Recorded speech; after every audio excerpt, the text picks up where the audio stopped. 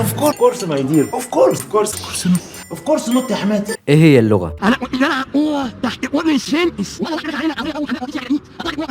هي وسيلة للتواصل عشان تفهمنا وافهمك. انت بتتكلم عربي ورحت دولة اوروبية وليكن المانيا بيتكلموا الماني، عشان تفهمهم ويفهموك لازم تتعاملوا كلاميا. موضوع انك تشاور مش هيجي معاك في كل حاجة، يعني في 7000 لغة في العالم اصلا، انت فاهم الرقم عامل ازاي؟ فالمهم اللغة هي وسيلة للتواصل يعني. وحتى التواصل مع الاخرين بتتحدد من كذا اتجاه، يعني مش بتتقاس باللهجة واللغة والمشاورة، ده الكلام عموما اللي بيحدده مش اللغة، بيحددوا طريقة نطق الكلام مش اللهجة، المشاعر يعني. زي ان لو بتكلم مع حد وليكن غيابان او حاضر الموضوع مش هيفرق قوي يعني، واقول له في نهاية كلامه بالسلامة هتفرق قوي يعني، ويفهمها ازاي عن طريق المشاعر اللي هتطلع منه وقتها. يعني لو بقول له بالسلامة بصوت واطي وهادي ممكن تتفهم كوداع سلام يعني، ولو هقولها له بنبرة حادة شوية ممكن تتفهم اللي هو بالسلامة اخلع من هنا يلا بدل ما اعمل واسوي وبتاع. زي ما الجوز الحكيم قال انتوا بالسلامه واحنا بالسلامه، بالسلامه الاولى غير بالسلامه الثانيه خالص، ده حاجه اسمها، بس ده مش لا ده موضوعنا قوي كمان، مش بنتكلم على اللغه العربيه، موضوع اسلوب اللعبه بالكلام في اللغه العربيه جمال ودلال برضه. هنروح للموضوع ده كمان شويه، خليك معايا.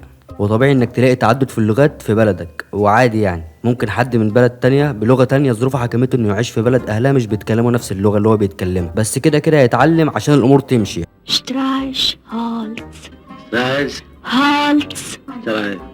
استراحة وكل ده حاجة عادية يعني، بس اللي مش عادي انك تتكلم في بلدك بلغة تانية غير لغتك الرسمية. مش هينفع تتكلم مع واحد ما يعرفش غير العربي وتتعامل معاه بالانجليزي ومش هيفهمك، وكده ساعتها انت مش حد روش خالص. كلنا عارفين انت ايه بس مش هنقول. اللغة وسيلة للفهم والتواصل، مفيش اي مجال للروشنة خالص. فلو هتقدم معلومة لفئة معينة من الناس بيتكلموا اللغة الفلانية ما ينفعش تحط مصطلحات في كلامك بلغة تانية هما مش هيفهموها اصلا. الموضوع برضو عامل زي العربية، هي وسيلة مواصلات مش وسيلة انك تبان مظهرك ومكانتك. بس في حاجة جديدة كده انتشرت من كام سنة انتشار واسع قوي، هي مش لغة يعني، هي مفيش حد يتكلم كده خالص، بس هي طريقة كتابتها بتتكتب الكلام اللي انت عايزه بلهجتك مش بلغتك، بس بالانجليزي زي ما تتنطق على لسانك كده هتكتبها، مفيش قواعد بقى يعني، عيش وما تقوليش براحتك. بس في كذا حرف هتشيله وتبدله بارقام عربية. ايوه دي الارقام دي مش انجليزي اصلا، ده ارقام عربية اساسا يعني، والارقام اللي الناس فاكراها عربيه وبتستخدمها على انها عربيه الارقام ده اصلا هنديه. فالمهم بتستخدم حروف انجليزيه مع ارقام عربيه عشان تطلع بطريقه كتابه الفرنكو. بس هي فرانكو اصلا ايه سبب الاسم الغريب ده؟ فرانكو جاي من كلمه فرنجي، وفرنج اصلا عشان اللي ما يعرفش اساس الكلمه يعني اوروبي، ففهمنا كده سر التسميه.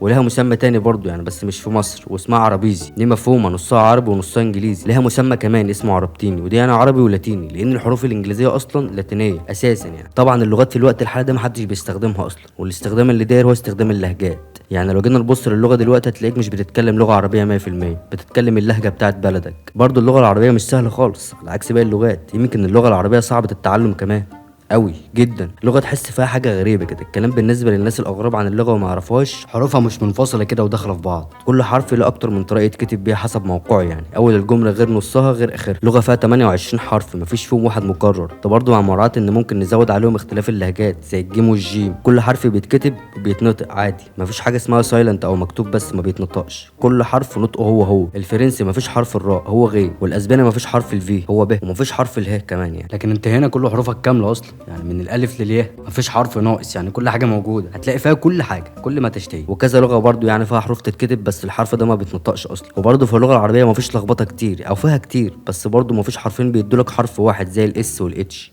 بيديك الشين مثلا في الانجليزي. ده غير ان اللغه العربيه في الشعر غير خالص اصلا يعني ممكن عادي جدا تتحدى واحد لغته مش عربيه انه يقول حته من قصيده وسلسل دي يعني. سلسل وسلسل ثم سلسل وسل درس الماء والربوع فكم أسل مش هيعرف. بص هي كلمه واحده اهي بتختلف نطقها وتعريفها حسب التشكيل وموقعها في الجمله برضه، وفي قصايد كتير قوي في اللغه العربيه صعبه في نطقها وتفسيرها برضه كمان يعني. اللغه العربيه متاصله كده من زمان يعني، لو في شعر باللغه العربيه من زمان مثلا من حوالي 1000 سنه هنلاقيه عادي ونعرف نقراه ونفهمه ومفيش مشاكل ولا حوارات يعني، هي على وضعها من زمان قوي من يوم ما طلعت وهي متاصله يعني. بينما اللغه الانجليزيه في الشعر مثلا مش هتلاقيها هي من 1300 سنه. مثلا في قصيده اسمها بيدي دي سونج، دي قصيده من 1300 سنه بالانجليزي عادي بس انجليزي قديم، لو جيت تقراها او تسمعها مش هتعرف تفهمها، حتى لو انت في الانجليزي بيرفكتو برضه مش هتفهمها يعني، لانها مختلفه عن اللي موجود دلوقتي. طبعا في الاول وفي الاخر انجليزي بس فيها شويه اختلافات كده يعني، لانها في البدايه كانت اصعب من دلوقتي، فدلوقتي هي الاسهل من القديم. واللغات في المطلق بتتاثر بمرور الزمن يعني، في كلمات بتتغير معناها وسياقها زي كلمه دكتور في اللغه الانجليزيه هي بتتقال اصلا على الدكتور اللي هو الطبيب يعني، وبتتقال برضه عاد على الاستاذ الجامعي، بس في الانجليزيه القديمه كانت بتتقال على قص الكنيسه. وكمثل الحال في اللغه العربيه زي كلمه السفيه، دلوقتي معناها سفيه بمعنى اللي هو ذم يعني، بس في العربيه القديمه كانت بتتقال على اليتيم، ومن هنا جت كلمه اليتيم، نفس الوزن الكلمه بتاعت السفيه. اللغه عادي بتتاثر بالزمن حسب الوقت اللي انت فيه، بس برضه اللغه العربيه محتفظه بمعناها هي عادي يعني. ممكن كلمه السفيه في الشعر تيجي معناها انه اليتيم عادي برضه زي ما كان زمان يعني. فاللغه العربيه متاصله اصلا.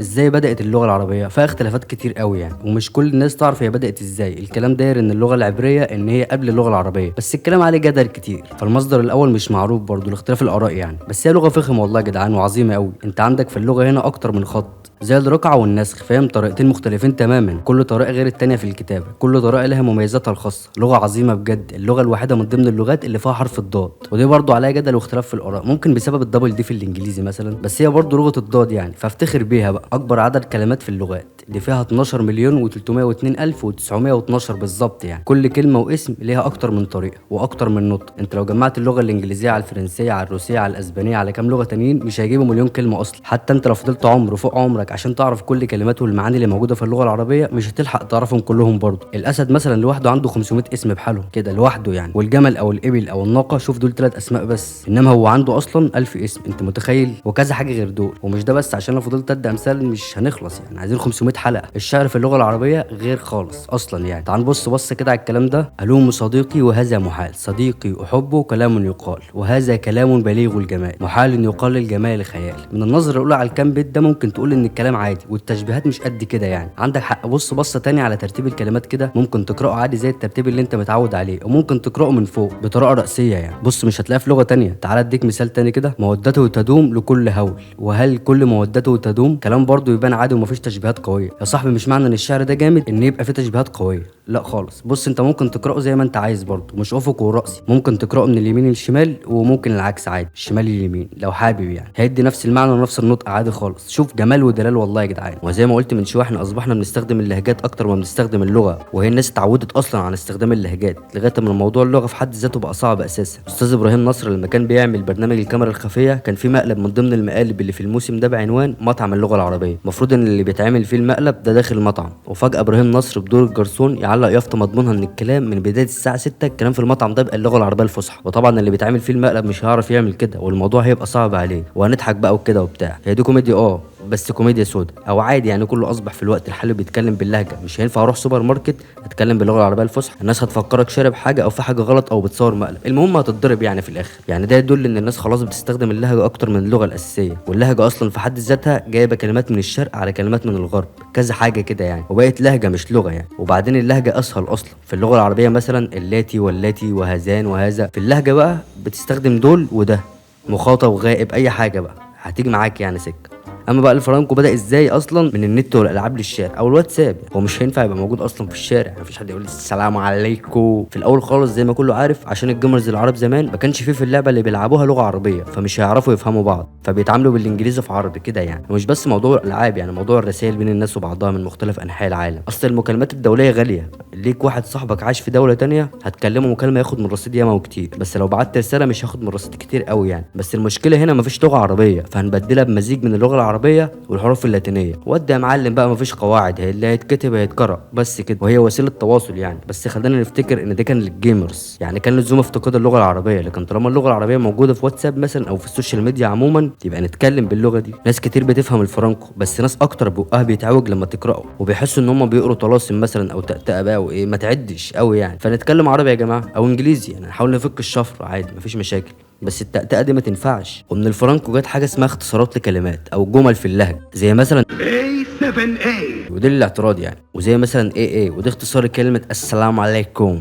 وفي اختصار تاني ISA ودي اختصار لي ان شاء الله.